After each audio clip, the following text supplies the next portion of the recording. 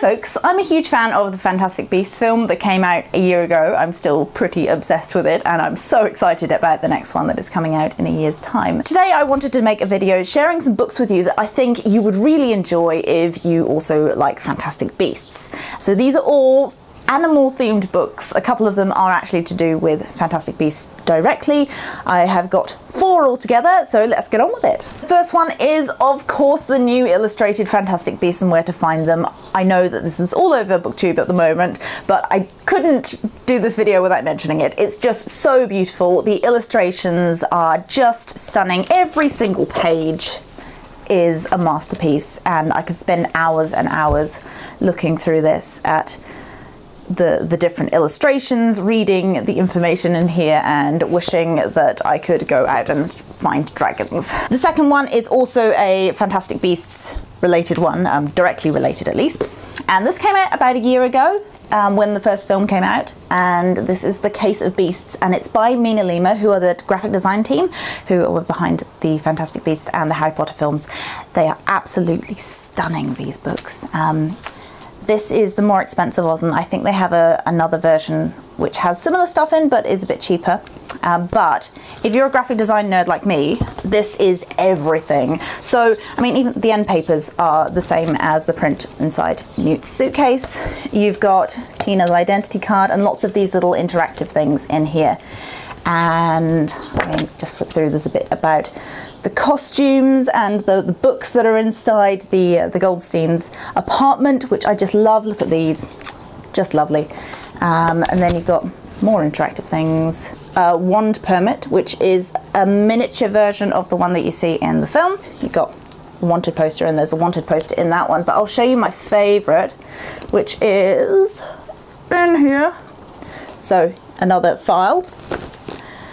And inside you have this map, which I actually use a lot for my Instagram photography because it's so beautiful. I love old maps, and if they're also a bit magical, then that's all the better. And also the back has a lovely texture on it as well, so it's not just blank. They've really paid attention to detail in this book. Okay, so the next two I've got are not directly related to Harry Potter or the Fantastic Beasts franchise, but they are beautiful, and I think that you would enjoy them if you also like the Fantastic Beasts film, especially the Beasts side of things. So this one is Animalium. This came out a few years ago and I absolutely love it. I can spend a long time looking through it and then get it out again and look through it again, and it's just, yeah, hours of entertainment and inspiration in here. Katie Scott is the illustrator and she is one of my favourite illustrators. Her line work and her use of colour are outstanding. And yeah, let's have a look inside. Of course, it has lovely end papers. This one here, which is coral, and I love the colours in here, and again the textures. The moths one is rather lovely as well.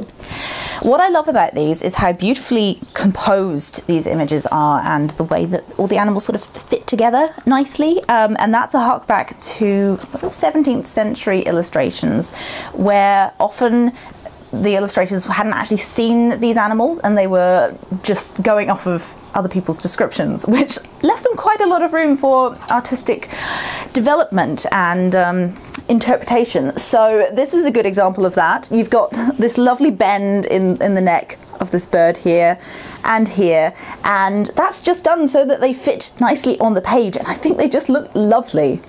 And I don't think it's likely that you'd see birds quite in that kind of composition, but it works so well in this. I would say that anyone who's into natural history, weird old stuff, illustrations would love this, and yeah, it would make a great gift. It also comes as a poster book, which is just some of the prints from in here, and I think it's 20 or 25 images, and it's really good value for money because it means that you can put one in a frame. It looks really gorgeous, and then you can switch it out if you want to. They're just great, so I would highly recommend that as well as a gift.